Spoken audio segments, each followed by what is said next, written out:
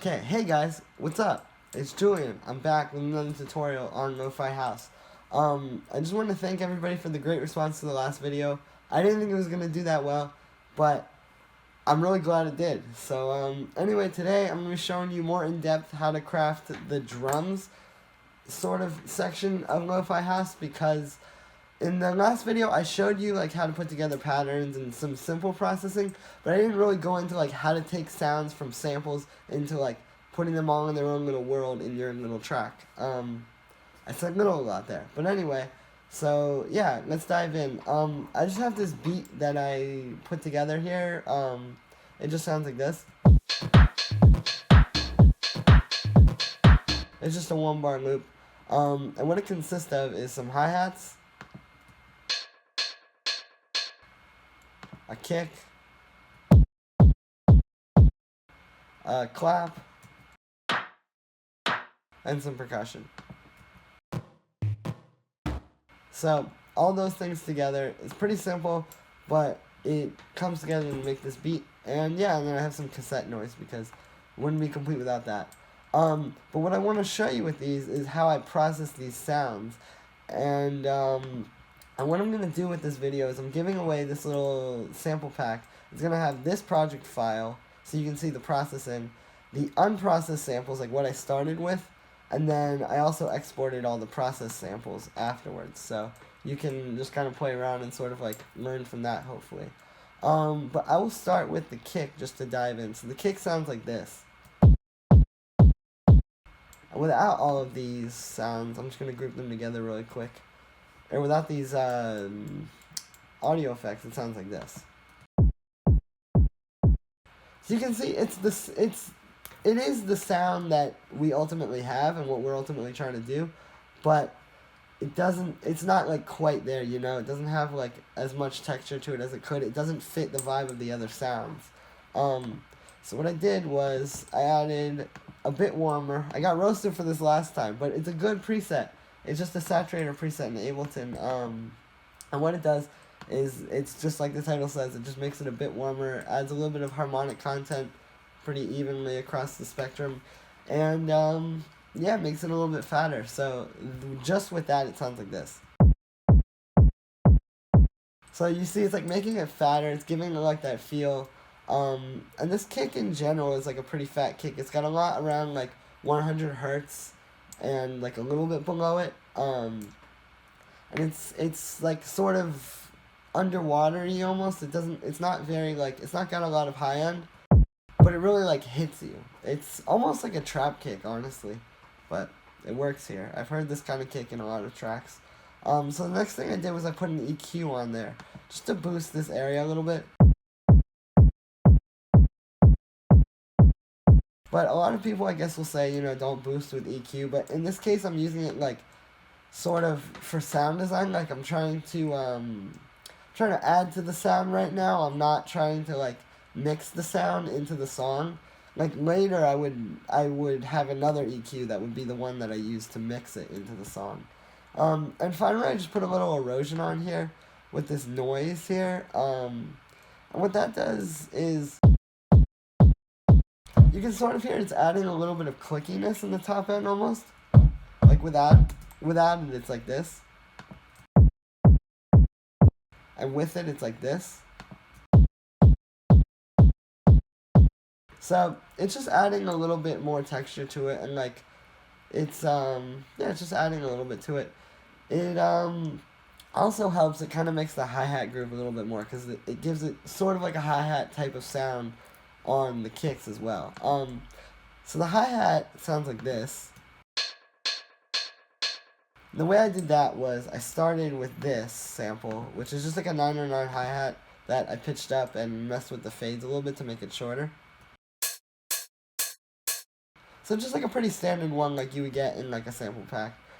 First thing I did was put a low pass filter on it with a bit of resonance, because that resonance gives it a little bit of a boost around here. So like if I turn that off, well, I'll just show you with the low pass filter. It sounds like this. So that's what gives it, you know, the lo-fi sound. I mean, that's like obvious. But without the resonance, it doesn't have like that little bump around this area that makes it very that really makes it sound kind of like lo-fi, you know? It's not just lacking high end, like it really has a lot of character with that. So the next thing I added was a little filter delay. And I just turned off the left and right ones, and then just have the one that's just straight down the middle, so it's mono. And it's doing 16th notes, which is what this one is. So it's like whatever. And I think I have the filter on the default. You can mess with that a little bit with the project file. I messed with the feedback and the volume. Oh, whoops. I messed with the feedback and the volume a bit. I just turned them down a little bit. I mean, that's just kind of to taste. But yeah, so that's all that does. And with that, it sounds like this. So, cool. Last, I just put a bit warmer on again. I can't resist it. But that really does add to this one, and you'll see why. Here it is. So that really is what gives it about a lot of crunchiness and a lot more harmonics, which is what gives it the crunchy sound.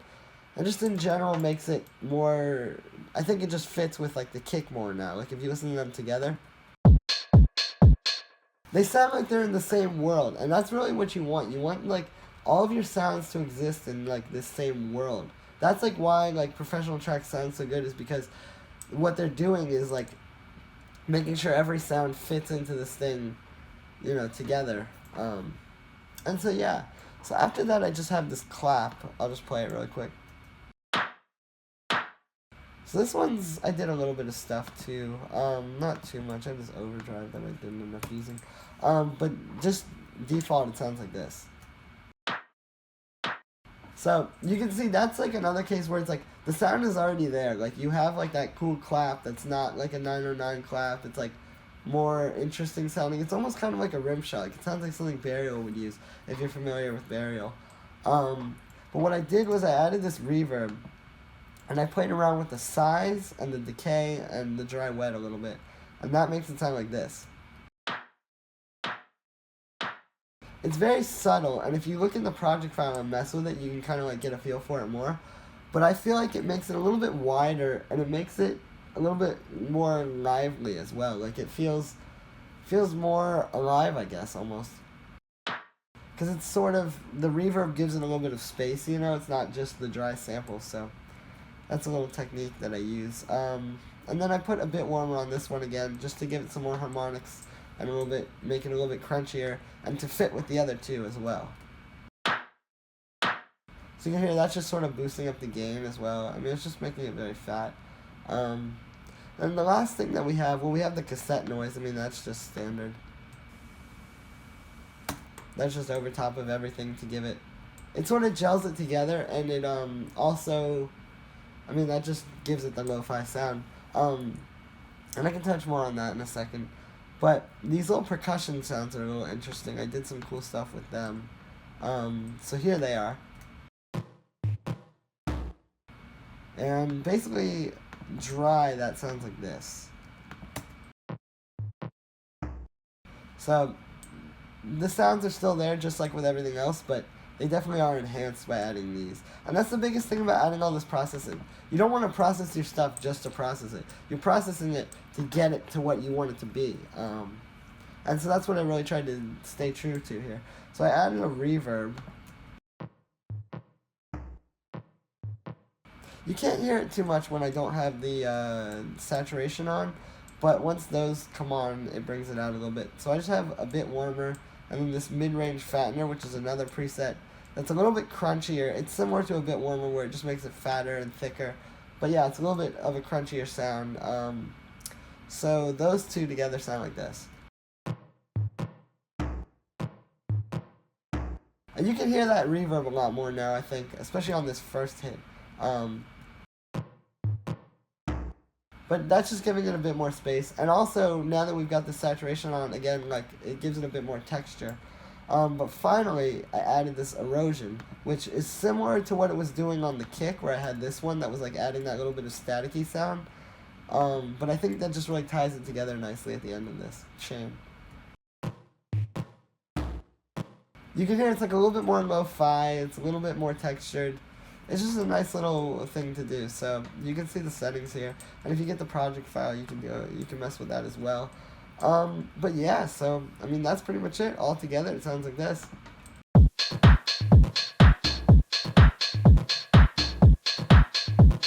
So, yeah, I mean, not much to it, but that's pretty much it. And, yeah, another thing I do want to touch on really quick, though, is that, you notice I didn't use any compression in this, which is funny, because a lot of people say, like, you know, lo-fi house is, like, super compressed or whatever, but really, it seems like there's some kind of, like, a meme around compression. I don't know, like, people just love to just over-compress their music, but, like, it really is not necessary when you're doing stuff like this. Like, I mean, a lot of times people are using it to, like, boost their volume or make sounds fatter, so to speak, but really all I'm doing here to make things, like, loud and be, like, where they should be is just messing with the track volumes. I mean, you can see they're all at different levels, none of them are just at 0, you know, and that's really what's, like, making the kick so punchy. It's just relative to the other sounds. It's not like so. It's not fighting. It's like just very loud. It's like the loudest thing in the mix. You know, this is dance music. Your kick has to be loud. So I just wanted to touch on that compression as well. And yeah, I hope you learned something. I hope you enjoyed today's tutorial.